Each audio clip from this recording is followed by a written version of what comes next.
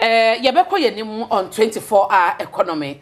Na wohwe abedwako yereguzita no ne dom adwuma omaye usama pani task wo 24-hour economy no na omode ehwama ne abeto monten ewa 283 page document and wo de bae na mebobo so kakra bi na fe ye sanso de ho komo na wachi mu na yahwe usaban no ehwe nim se odi sika eno no omo ehwe 4 billion eni sika wo hwe nim se odi ebehim na amana wie peye $4 billion ena wodi ehim a wodi bagana sika mana chese 41 billion Ghana cedis na eno ni the expectation sika wodi ebehwe amana wie peye na abana sam yate ase se 24-hour economy na wo mo eye no eba abegina eye ankrankra nyumako no private sector no ebegina so dodo na edie ne bema ankrankra dwuma bi akasa medime ho bese 24-hour economy mu na matoto eniema se be ya yebetumi anya adwuma weyi ba na weyi kwa bedroso na aban so asanso asebo se 24-hour economy plus awode bayi eba be create 1.7 million quality jobs ena mabu a eni adwuma ye e Ghana ha sei efa omo ehwe ne sika se wontoto ye se emabu ne omafo benya adwuma ye enwomasua dwimude keta se kankan ne na pomuden wo hwe NDC 2024 campaign no ba bi omugina kese ena eni sa 5 areas amaboso ama no na abundance se bia ba eye ebeka se incentives bibia wode twedom eso mbeba beka 24-hour economy no ho nti de eni sa wo ye ankrankra dwuma na wo ba beka 24-hour economy no ho a ubenya akwanya enyema bi a wo krade aba Ghana diedi kan eye emfidi a wo de ba be ye manufacturing wo de ba be ye nyoma se wo be ye rubbers no bi a eye manufacturing ho ade no wo de ba untua duty e wo so renewable energy infrastructure so wo krade ho nyema ba untua sika raw materials akwokraba se bi a wo ye bags e wo Ghana ha sei na nyoma wo de ba be ye bags wo be krafro bi man so na ba wo de ba untua duty bia e wo so eye duty free eno edanchen so a sanso chese corporate tax eno no eye eba no kue dwuma ene se obekra ne ma udidi udwuma no eto bi adeda so no aban so beyi ede afi ho no ama wo na asem ba ko na ekoyi a enche bia ye bebo video a mene ye rakojo pon kromadi nkomo na mebebo sai incentives so nyina kero se bebre na ho no ma eyade dada a ministries ahodo no wo mo eye dada enye news sa wo say obi import duty wo te so ni ade no enye news baby a kojo ponkroma gitu mu say eyade foforo aye news eye say abane e ka say wo hwe baby te say multimedia adwuma ku ya ye run 2 shifts mema ba homachi aye so adonko no mienu mapon ebi so beba fiti no mienu edeko na wo run 2 shifts e wo Ghana ha sei na wo be ka 24-hour economy no ho a aban ese o ma 25% rebate ni chese income tax to awutua e ma aban ebete so ama 25% into the 25% no achewo ebra wa be ka 24-hour economy no ho a woni aban edidwa so wo run 3 shifts so dia rebate no e 50% to awutua ma aban no otiso ama ohamunchichemu aduonu bebre na na eka ho a aban no edeba wo a wo be yadwuma fiti anadwo no ndu ekosi anopa no nsia no enyine ma hoden kanea na wodidi dwuma no yebete so ama wo nti se bia daytime no na utua 5 cedi a anadwo no yebete so a untua 5 cedi no oma fa percentage anto ho de enso ewo ha ta VAT exemptions to be a aban be ye free so no ne nyina ye rekojo ponkroma se ho dada na export value no so no mo amokra ne mo free Ghana akobi man so no wo fiti o ha mo tiche mo mienu ekosi ni nsia so a eno no eye de aban no etie free so e de ama ho bebre no a ene ka ho na ma ye hwe we emra na fe me no abedwafo eni 24-hour economy plus me no mo ni ho nkomo ebeye obe operate na wodi ama Ghana yenya product ebetu require export ya eno no wuntua duty bia e wo so renewable energy infrastructure e ho no so no wuntua hwe raw materials a wo krade ba wo sa dwumako na do ho ase 24-hour economy nim no materials a wo kraba dia ba di dwuma no e bia exercise books na wo print ya na sa wo ye eniema wo be krade ba wo de be exercise books no wuntua duty bia e wo so industrial logistics infrastructure. Today marks the formal launch of the 24-hour economy and accelerated export development program, what we now proudly call the 24H Plus agenda.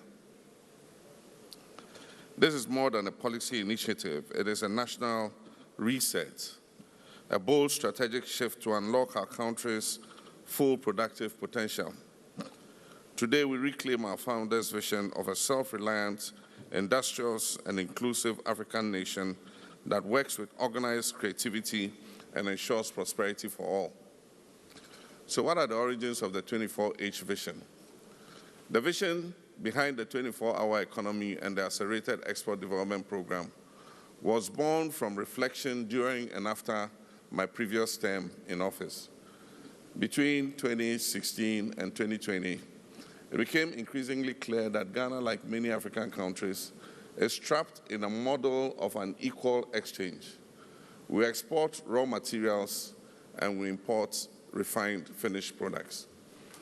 We ship cocoa, gold, timber, and oil abroad, only to repurchase them as chocolates, jewelry, furniture, and fuel at a far greater cost.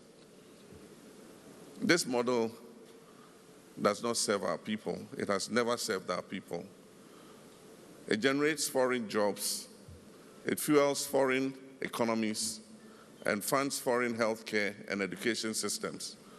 While our youth remain unemployed, our industries stagnate and our imports balloon.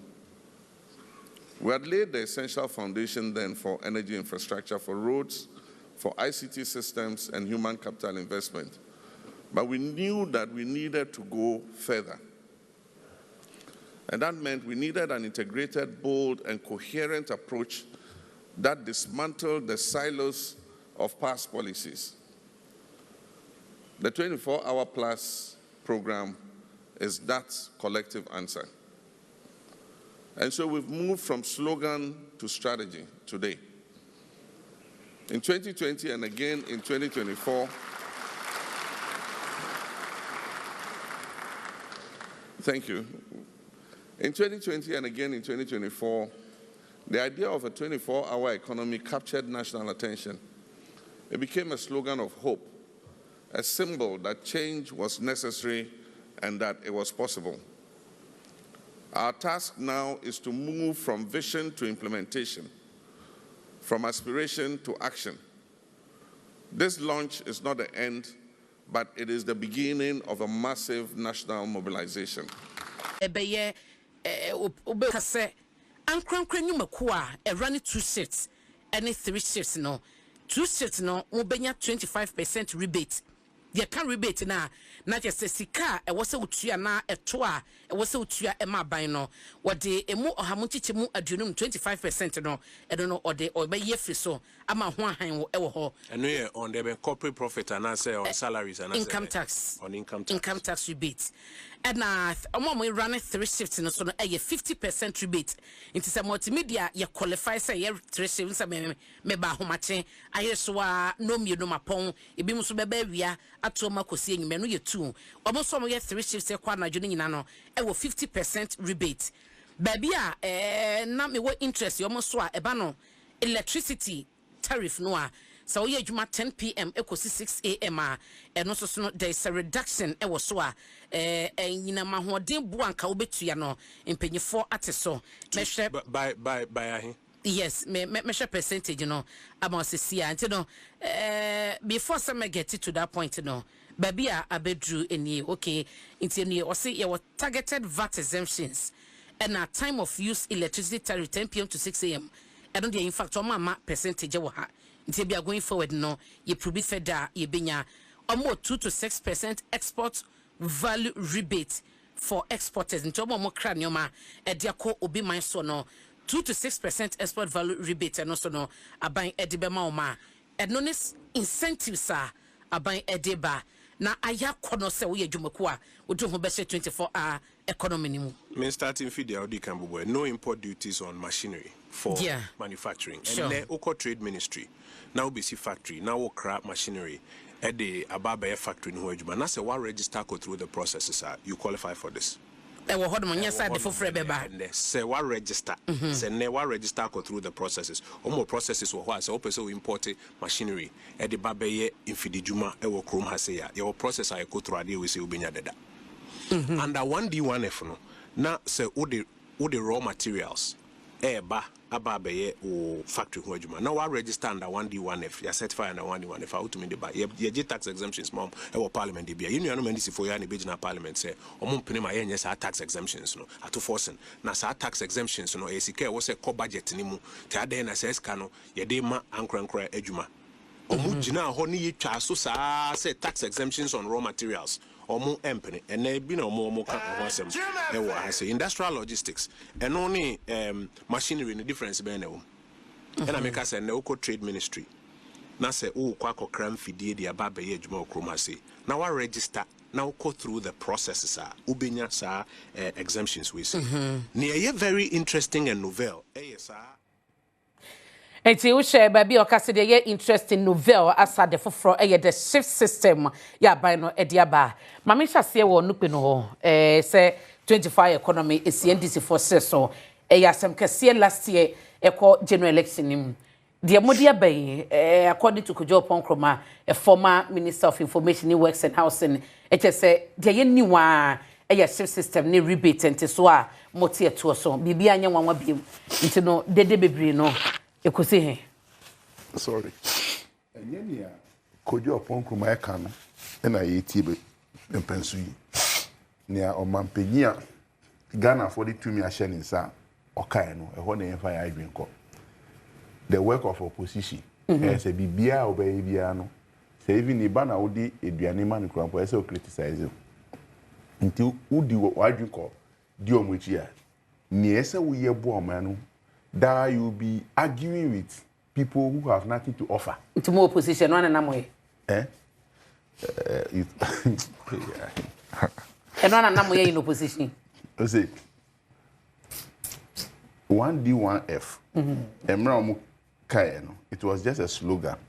All they did was say, Koye Zimbang, Kojisika, Koyewe, impact assessment, blueprint, ene se we hunsunsun so a ye twen krofo ebo so omo makoji sika se omo koye 1D1F any whatever wo hu e ka omo abo oman no a omo ntimi enkyere ni a sika no ye ya abo oman no e kanko utie omampenyo say it is not about slogan in the campaign again. It's about moving into the realities of the agenda setting. I be boise Ghana Fahundie ebe CP. We share 8 pillars are omampenya enumerate. Very technical. Very technical. 24-hour economy is not just about employing people to run 8 shift. It's about then anchor the growth into having workers running 8 shifts. I get it. Into Ghana, ufapim bibrinano ejina den raw material base. And so by flour. Do we have to continue importing from Ukraine, any Russia, as an wheat, into buying and investing in those areas? Say, obi biara person going to flour production, raw material base, poultry processing, everything, no. Enye obia keke, ye binya first leg, second leg, and third leg. Again, baby, are you producing? How connected are you? Connectivity, be it roads and other connective faces. Ya chilim niya ye babe investi wo honum edi tu sa na mono, and all that omampenyi enumerating. Enti baby he do no, say every Ghanaian or person nya ne fapim. Say we school keke entren say abayin beka say o employment or ECG, employment or TO. Now the ukrata edu hono say yetimi di ho ba as cooperative ana joint venture. Opportunity or what ye be assess go into yes you betimi aye abua say policy we benya fapim. That is where we have reached. And for me, no, me edge everybody up say, oh yeah, industrialist, oh yeah, entrepreneur, oh yeah, whatever, nia ono so ebeye ede nya ne mfa ho de say yemfa policy document no ne yenkom ne which aspect na me ni ahwenie any crobia you betumi put your strength your knowledge your resources together na yetinya develop your framework na you got to the required office na nya adwinkyere training na eso ye man na yesu yetimi access incentives na wo hono na ye dia establish bibi going forward. That is what we have reached. Arguments we no ehia me da say crobia mametio me da say abena papa bi se me nchia wo ma no okotudu a asemi kan kire o se o shop pa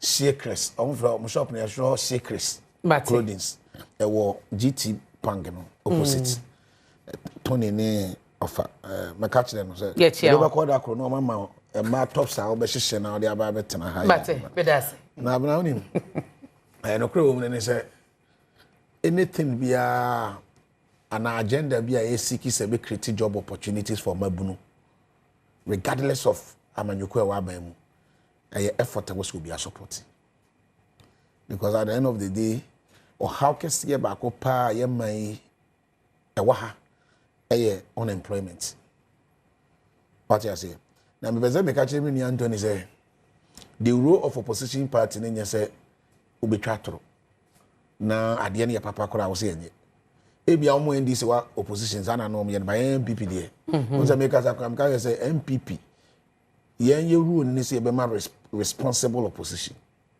yen ye rule ni say ye be make sure say ye ma aban enya sa freedom will hold the feet of government to fire and hold them accountable. But at least 24 economy here mobile upload the aban and maybe we hold them 5 minutes so don't worry kasatete top onko okay we will hold them accountable and hold their feet to fire now ya sa make sure say ade bia aban be na adwen so be no sum bia ne de be han mama Ghana fo ahunu enu nti na nansen $376 million bosia o makodi a omo ye o ma adwen so omo account for in parliament kwadi opon kroma any the vigilance of the mighty minority etimi etwe aban na adwen ba say mama Ghana fo ahunu.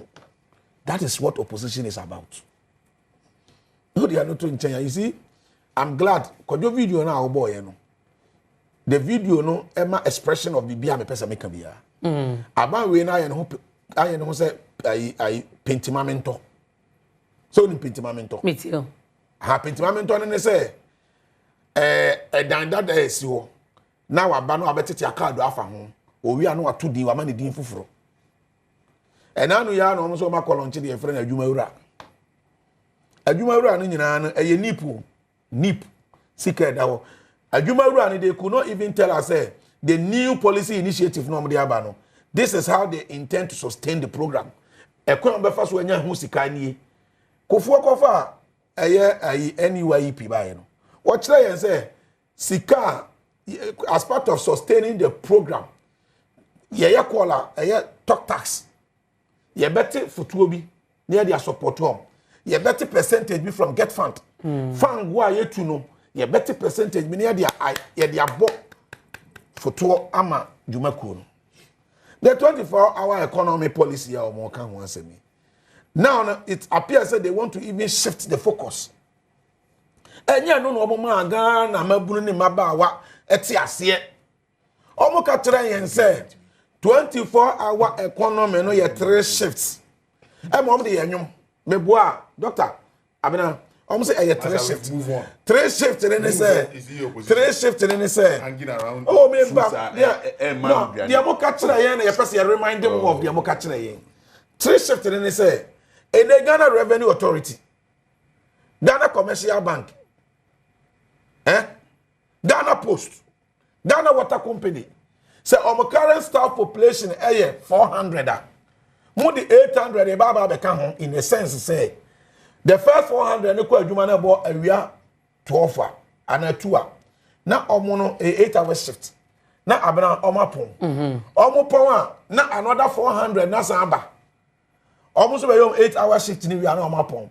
Omupon we are now another 400 number. That is the position of the NDC with the 24-hour economy. And that is they cannot outsmart us.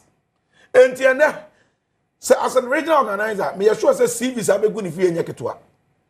Or the baby crab ko makele wele fo. Now say oh minia. Minim the obetimi aye. Unim. Sente sabia and na wa obu NDC man e ba ban mu bia no. E was a woman NDC TAC say the understanding they gave us in respect of the 24-hour economy. And it's a 1:3:3. In Ghana Water, go and look for the population, the current staff strength of Ghana Water, and measure it. Make sure say almost employed times 3. We are because they almost kick incentives here. They are there. Who quite trade minister said the minister could do a program. Me chair no honorable. Of course, I will be MP papa. Okay. Who quite Ministry of Trade. There are a lot of things our young member incentives. Free zones. With the equipment especially in agro processing, petrochemical, pharmaceutical, all those areas. There are a number of enema or they ba Where's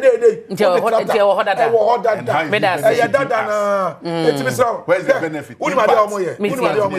This NDC government is playing some strategy. Now Ghana has a strategy in work. We were doing the work, but we were not getting the optics. But they are not focused in doing the work, but they are more concerned about how they will be able to run the politics that comes with governance. Me that say. Example. Police cars are here by.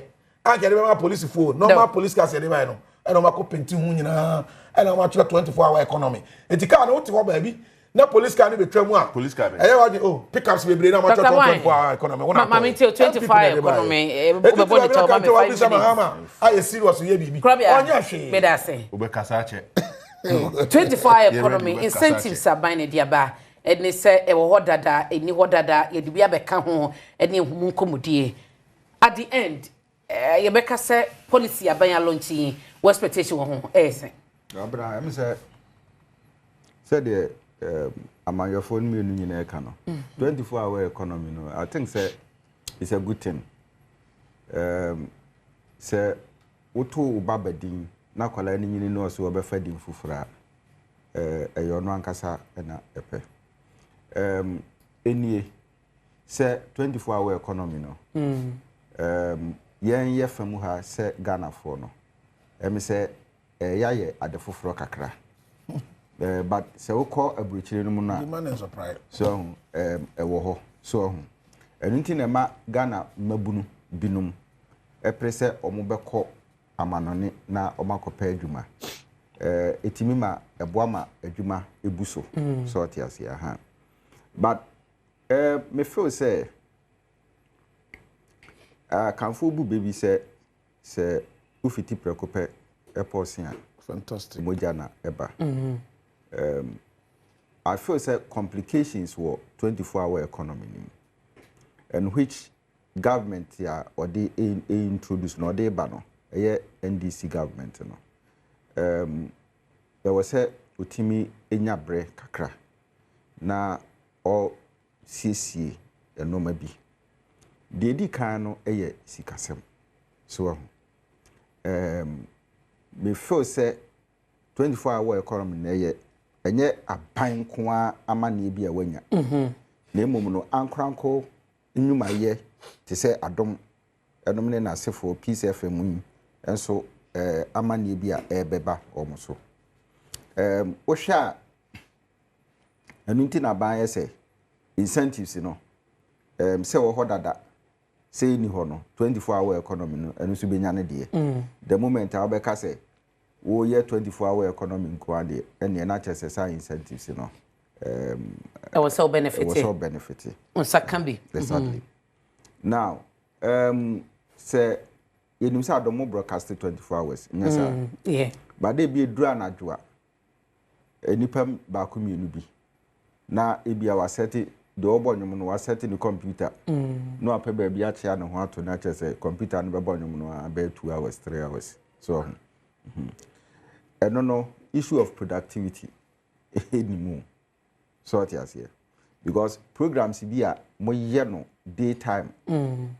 Any programs be assessing come yen in 9 time because of deficiency a work employment muntino. Muntimi fast anchor for them among yes our programs no. And that 24-hour economy nature say abambe so masene. Okay. Na maye. Now aban ebia wonku krusika amfamre mo. But o mama akwanya bi. Sa akwanya no mo anka sanso mo mfanye generate ska. Na mo mfentua enipa mo be fa wo mo anadwo no amoma be ye adwuma no. Okay, eye. But abena ade ba ko ese saban sa hwe ni yie. We are dollar suiti. Prices so nti yo. Adwuma bi a me de ma obi so onye. Enura na me call na me kwakọ bisa ne say na say yes normal we swat also boss. 5 cedis ni 2 cedis. It's granted. It's significant. But when you say enya ban fault. Wo mo ye ankran kunyuma no. Asisi wo ma fam dodo. Enti wode wo man sa akwanya say oh taxa wode kra no ma ba no import duty be ye free so because me pese wo nya akwanya wo 24-hour economy let me employ nkrofo bebre na ono no ba be fa sa akwanya no so kra so ayi a chen so yeah also nyamu faso but yeah, Dr. Mamifa we shame Prime Minister Modi India Prime Minister ba obaye ene ayonkofa waso mo ba yiri mu pa ye Ghana ne mo eba no ye 24-hour economy no a ibetumi akase benya sunsanso bi ana oh se Ghana akora ye we unse edwuma bebre ni India fo ne China fo yi ene omo mu fifiri amano ni ne kura mu Ghana fo ankasa no kura no ye hye dam benefit abena sa komono nso ehu ensam doso okay so ehu ubehwe na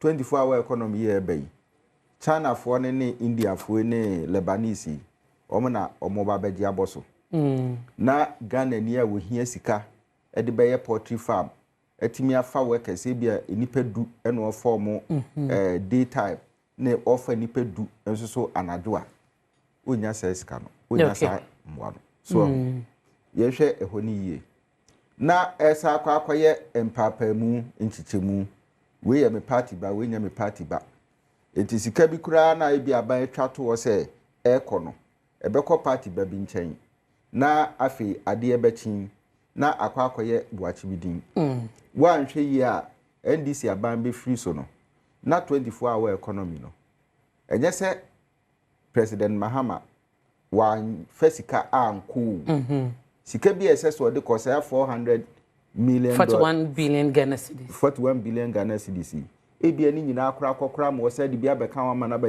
akwakoye 50 billion but enkrofo no asika no kosi wo mo so se monfa nkoye adwuma no ebia na ka bi mu dem akoka bi mu accounts ebia na ba bia asika no koye no obi ehuni se wei ye Ghana sika wudi a wo mu ho akonta mate so ho eno na make se eye complications bia esesa ban no ehwe na ohwe ni yie so ho na bra emra China aban eye se ewo se me ma China ko wiase nyina na omuteki supremacy in business no oye na dwen se obi create billionaires